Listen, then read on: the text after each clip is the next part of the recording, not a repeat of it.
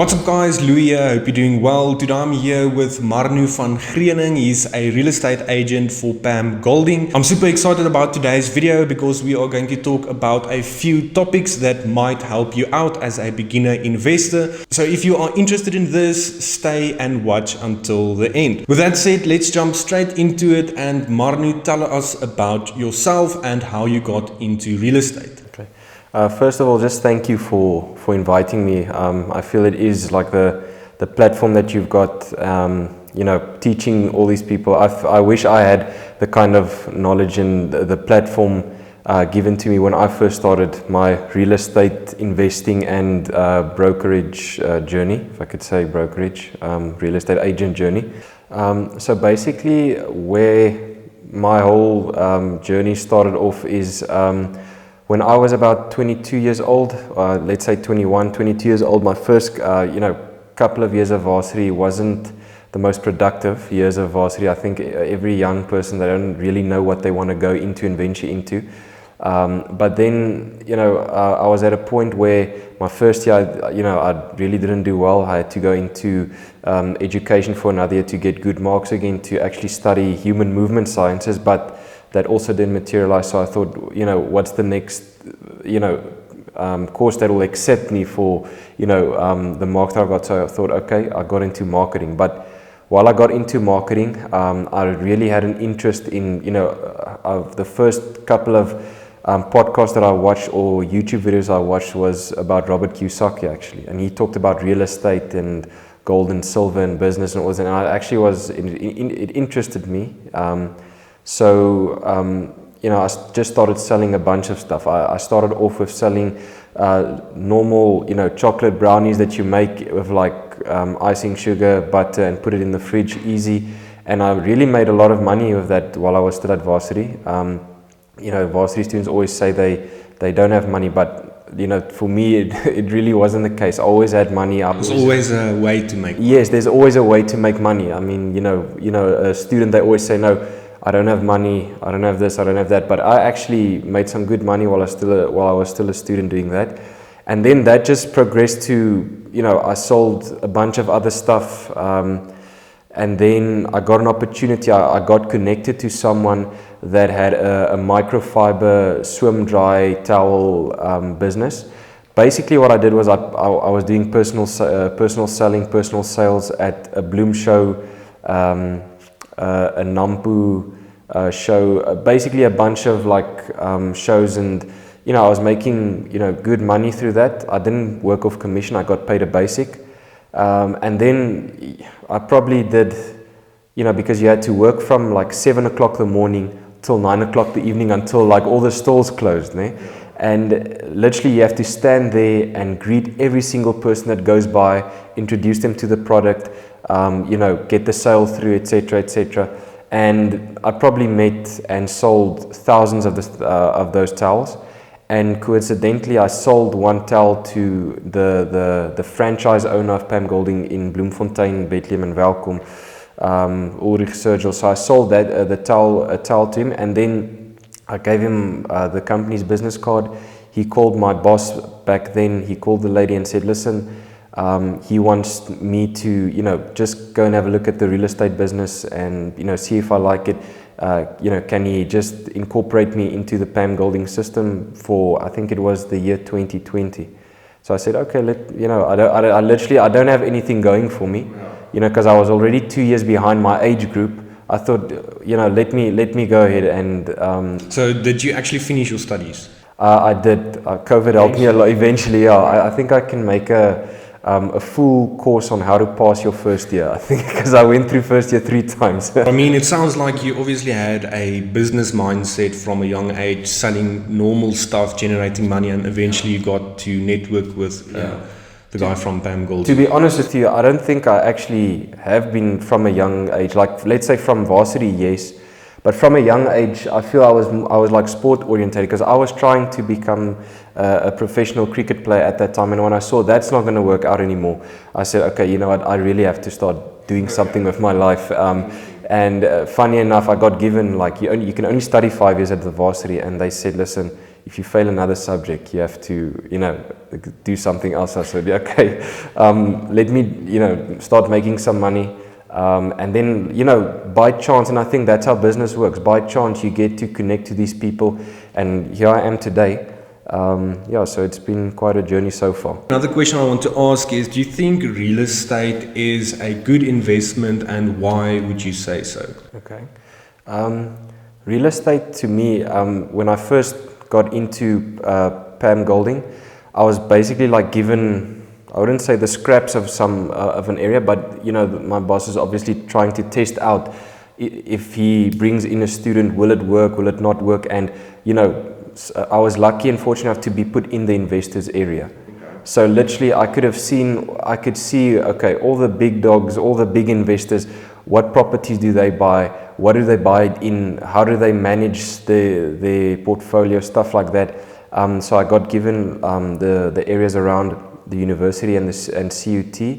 And if you ask me the question, is property a good investment or not? If you look at it statistically, I think property, and I think you can correct me on this as well, I think it's the investment class that's made the most millionaires, if I'm not mistaken. Yeah. Every millionaire owns a portion of property in their portfolio. Exactly, and to be honest with you as well, I feel, I won't say investing in real estate is foolproof, because you have to be educated. But for example, I think Warren Buffett even said it best. He said he has to make 1 or 2 good decisions a year. Okay, so if you think about it, you have to make 1 good decision for a property if you're starting off for that year, which property you're going to buy for the right price, what type of a property you're going to buy. So, it's not like with the stock market or, trading foreign exchange things where it's like a constant, you have to trade this, then this, test what's the market going to do now, this or this, do I have to sell, do I have to keep?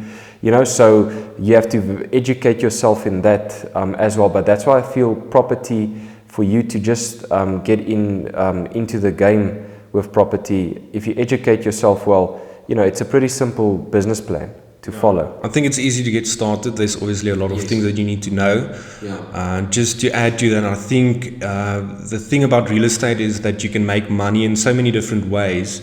You can generate cash flow from property, you can generate, or the value of the property can appreciate over time, and while you're renting out the property, it is being paid down by a tenant. So there's 3 simple ways to generate profit by using one asset class, and I think that's very powerful. And another reason why I think property is such a good investment, if you compare, like, property is a good pension fund as well. Now, it's a long-term game. So just to use an example, I know someone, like, he's a friend of my dad, and he used to work at the correctional center, and I think he worked there for like 15 or 16 years, and he believed in, this is the money that I make, I've got my pension account, that's like my savings for when I retire one day. And he actually, when the time came for his pension to pay out,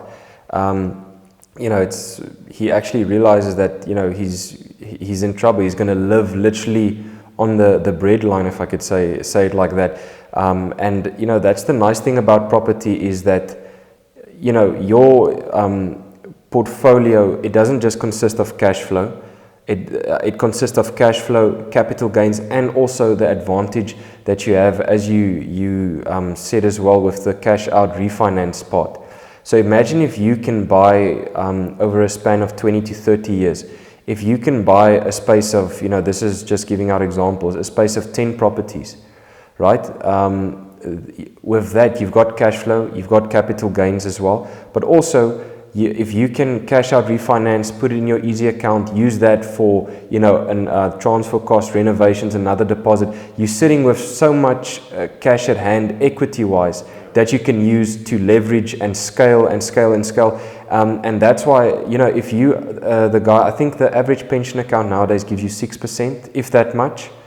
So if you can literally just better your property portfolio with, if your first property that you buy gives you 7% or 8 or 9 or 10, you're already a step ahead. And funny thing is, as the rents go up and as the years go by, that 10%, it's not going to stay 10%. It's going to become 12, 15, 16, 20-25% as it goes up. So every single year that inflation hits you, it's actually a good thing for property. It's a bad thing if you've got a retirement account that's going to give you 6%. Yeah, comparing property with a government employee pension fund, obviously property is like an inflation hedge. Yeah. So it's definitely a better option. What would you say is some of the biggest mistakes beginner investors and even aspiring homeowners make when starting out in real estate? Yeah, biggest mistakes that I've seen so far, whether it's an investment, buying a house, first of all, you have to know the type of structure that you have to buy your investments in. With a company or a trust, at least just be educated and understand the type of structure you're dealing with. But also with houses, I feel people make a lot of emotional decisions, and they get over eager, like, I want to get into the market, and I want to buy a house, but at the end of the day, they don't know the impact that, let's say, a spike in interest rates will have on them. And then they don't know what the actual market value is for that property. So I think, just to boil it down, you as a new purchaser, you're not going to change someone's mind. Should they buy an investment? Should they buy a house? It depends on the time period of their lives, etc., etc. But just at least have a good knowledge of what the market value is. Even as a homeowner, have a knowledge of what is the value of my property as it stands? What's the value of it the next year, and the next year, 5 years from now, or the property that I bought 5 years ago, what's its value now? So understanding the market, understanding what is a property that's priced right, I think that's the biggest mistake I've seen people make. I think knowledge is power, especially with property, and I think the cool thing is there's so many platforms where you can get the right knowledge. Yes. With that said, obviously you had to start somewhere. So if you would say and maybe give some advice, what are some of the 3 biggest mistakes that you made in your investment journey? I was very eager when I went into buying property. I just wanted to get into the game and buy my first property, to say I've got my first property, and I didn't buy for too much, but I bought it on market value. If I could get it for about 50 to 60,000 less, then I would have said, okay, that would have maybe been a bargain. But then again, my first property I bought was through my personal capacity. And then again, understanding other people's money, I think it's very important, because nowadays, if you buy through a company or a trust, the banks might ask a 10 or 20% deposit.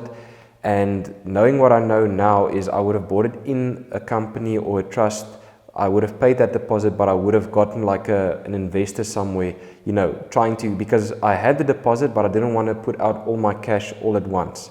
So, I would say is, even if you're eager to buy a property, don't compromise on the price that you want to buy in, the type of property you want to buy in, and also to understand the structure. So my honest opinion is, I would have maybe waited a bit until I could save up, let's say, an extra 10 or 20 or 30,000 rand, and then I would have maybe bought it immediately in my company. Yeah, I think being impatient is one of the biggest issues people face. And obviously the fundamentals of property is having the right structure, because if you start in your personal name, it might just kind of stop you from buying more property than you would have if you opened a trust or a company. Obviously, with all the mistakes that you mentioned and the mistakes you see other people make, another question I really get asked often is there still opportunity for investors in South Africa? Definitely. I feel that, and it's a cliche, when there's difficulty, there's opportunity. And if you think about it, Donald Trump, actually, his basic background, him and his dad always used to do property development in and around New York and Brooklyn and whatever. But his greatest investment and his most wealth was gained when New York was like busy with they were like part of a civil war. There was like war happening in New York back in the late 90s, and he bought I think the Trump Hotel or Trump Plaza, or some of those places that he rents out as an hotel. And he basically took New York with that hotel from the slums to the next best thing, because he saw New York as probably like the business hub of America, and he wants a hotel that all the richest business people can come and stay and enjoy themselves. So basically his kickstart to his great wealth was made during difficult times. And I feel that's in South Africa it's exactly the same, like load shedding and all of these other things. Nigeria 11 months ago has had like they had a grid failure, or like the power got cut off for like 48 hours. A total grid collapse. And if you go and search up the richest person in Africa, it's not in South Africa, it's a rich construction cement billionaire in Nigeria. So you might think that there's no opportunity, but then that's where you'll stay. There's always opportunity to be made. I actually know a guy that lives in Zimbabwe, and I think their energy crisis is a lot worse than ours.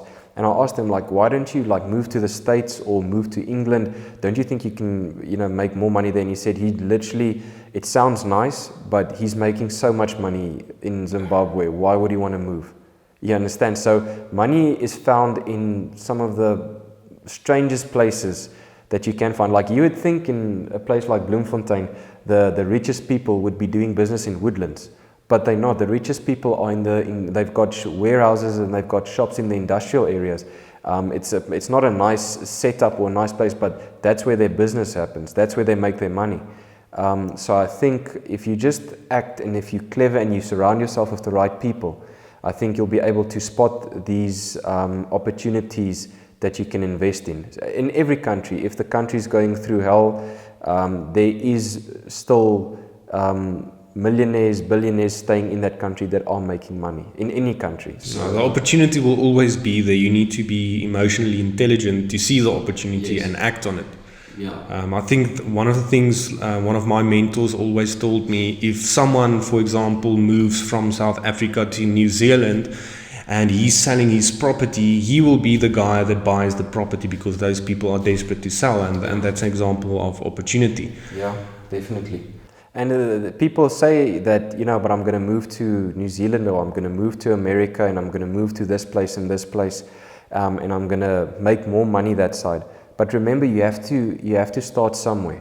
So with South Africa, for example, if we even imagine the worst case scenario, your property there, like I know a situation, some countries, when they become a communist country, the government physically starts taking the land off of their hands and taking private property and stuff like that. But listen, you can't keep your cash at hand because you fear for a rainy day, because you're going to lose so much money year to year with inflation that by the time they start taking people's land, they're not even going to look at you because you don't even have money to take. Or it might not ever happen. It might not even ever happen. But let's say even we think about the worst case scenario.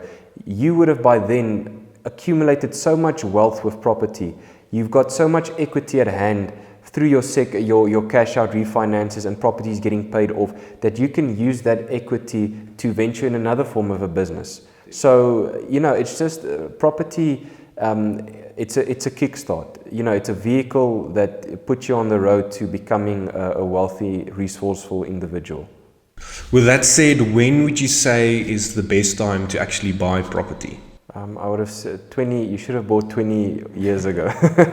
So with property, there's no right time to buy. If the deal is on, the deal is on.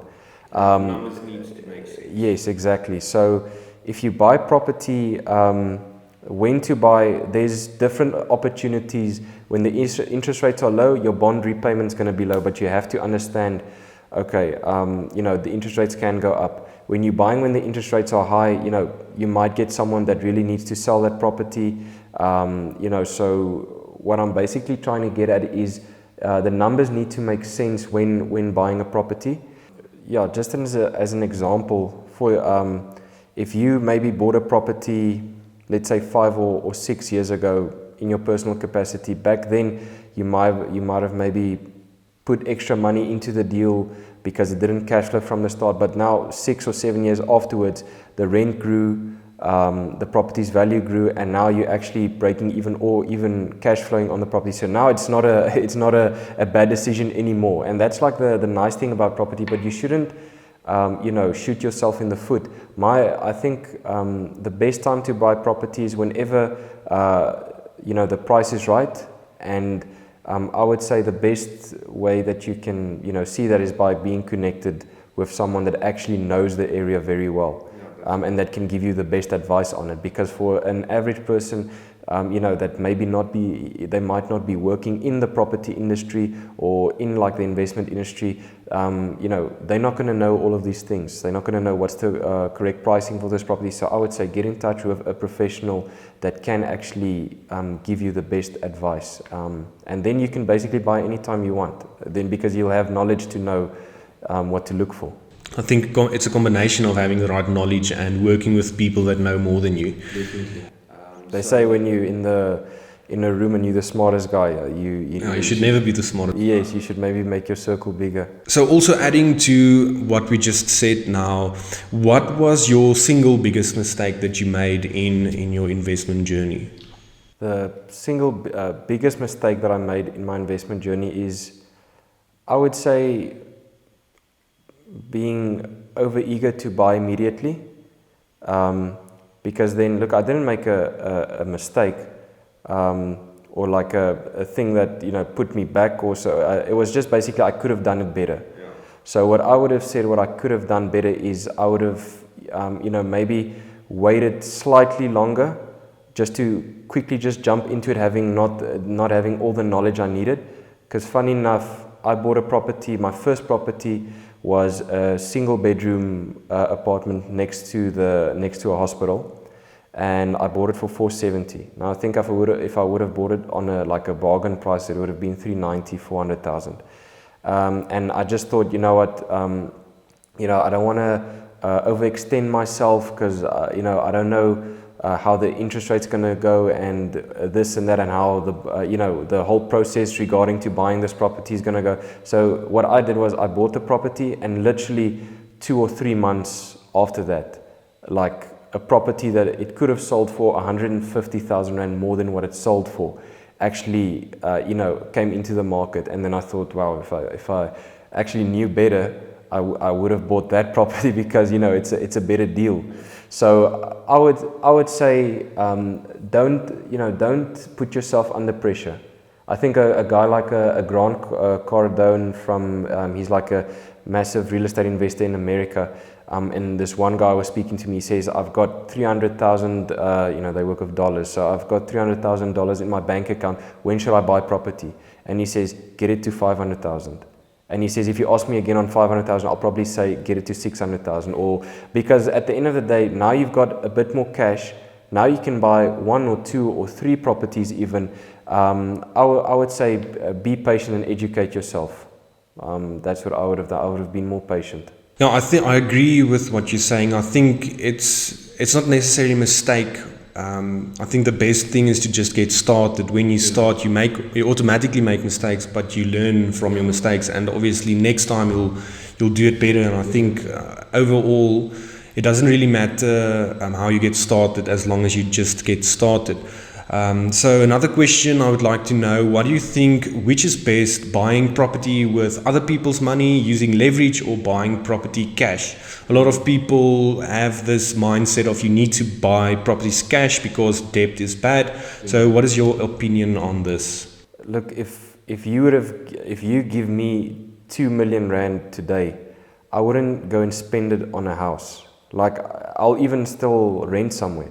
I'll take that 2 million rand and I would literally maybe put up deposits or pay for transfer cost on 6 or 7 properties. Multiple properties. Exactly, because then if I buy one property, that property cash flows, let's say for argument's sake, it gives me 10,000 rand.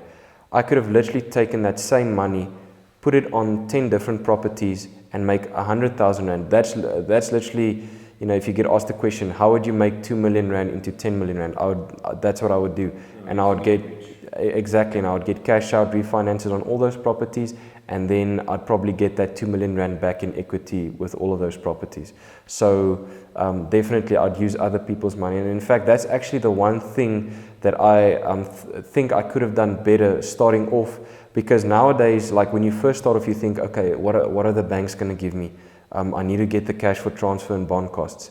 But if you really think about it, if you want to use other people's money, and this is what like the big property companies and even businesses do, they get investors, they get investors to fund them the cash that they don't have, because that property is going to cash flow a certain amount. So that cash flow that it can generate, you can pay back your investors that gave you the deposit money. You can even take a cash out refinance after a year or so and pay your investors back. So there's a number of ways that you can use other people's money. Finance. Exactly, yes. If the deal makes sense, the money, you'll be able to get hold of the money. Yes. I think even Robert Kiyosaki, we all know him, author of Rich Dad Poor Dad, quoting him, he said that the problem is not finding the right deal or finding the financing, it's managing the property. Now, you can argument against that by saying that, but it's not easy to get the cash. But, that's how big companies operate. They don't always have the cash, but that's why they sell shares. They need investors to physically give them the money. So other people's money is the way the economy runs. That's literally how it is. The biggest business in South Africa, the guy didn't get all that cash somewhere and buy the business and runs the business with cash. He uses debt to make money. He uses other people's money. And I think, look, debt sounds bad, but it has a lot of advantages, tax advantages. You can grow your portfolio much quicker. So there's a lot of stuff, there's a lot of advantages with using leverage. And once you get used to using leverage, it's a no-brainer. Yeah. And the debt, it's calculated debt, if I could say so. Buying something on a credit card, paying 12 to 18% interest on it, and you have to pay it out of your own pocket. Buying a cell phone or buying a car or whatever. Or clothes or shoes or whatever the case might be. That's bad debt. There's a difference. It's like a gun. You can literally... You can protect yourself with it, and you can kill yourself with it. It's like YouTube as well. YouTube, there's a lot of, BS on YouTube as well, but there's a lot of knowledgeable things on YouTube as well. You decide what you choose, It's like a double-edged sword. Exactly, Yeah, so adding on to that again, this is a question that I get a lot, and a lot of beginner investors ask this question, especially people that doesn't necessarily have a large income. And they ask, is it possible to get started in real estate with no money? So what would you say to this question? It's you can say yes and no. You can use other people's money, but for you to actually realistically to start in investing in real estate, then you have to have a sort of income that you generate. So there is money involved in that. So I would say, can you buy money without putting any money from your own pocket down on the deal? You can do that, but then you'd have to probably buy the property from the banks, using someone else's, cash. But then again, you still have to pay them back and stuff like that. So I would say you have to get your own form of income and use that form of income to borrow money. So no money, without making any money, not having a job, not having anything, like you have to be really creative in a way. It's possible, it's obviously very difficult, but with creative financing, like people do wholesaling deals. So if you can generate some cash and you want to buy property on your own, I always tell people you have to have a good credit score and you need to have a stable income, and your expenses should be less than your income. Yes. Then it's more than possible, and I think that it is still possible using none of your own money, but then you really do need to be creative and have the right knowledge. Exactly. And I mean, that's quite difficult, and it's something that is not every beginner will know that. Yes, yeah. And you can get yourself in trouble with that as well, because imagine if you don't if you don't earn any money, but you use your uncle or your aunt to buy that property for you as an investment, and they pay the transfer and the bond cost, and you haven't put any money down. Basically they act as an investor, so they're going to want to have a cut of something. And what happens if maybe you need to owe them money? How are you going to give them money? So recipe for disaster. Exactly. So I wouldn't do that. In a matter of fact, if you can't generate your own income, I don't think you should be worried about buying property. I think everything goes back to business. Like your business, your income has to generate money. And I would say, I think you are an expert in that. a lot more than what I am in, for example, like stocks and stuff like that. Now, for example, if a property is giving you an 8% return on investment, but there's a stock that's giving you maybe 15% return on investment, then obviously the stock might be the better option for you. So that's something I would have done when I first started, is I had some cash at hand, but I wanted to get into real estate. So I bought my first property. If I think back on it, I would have maybe saved up more money.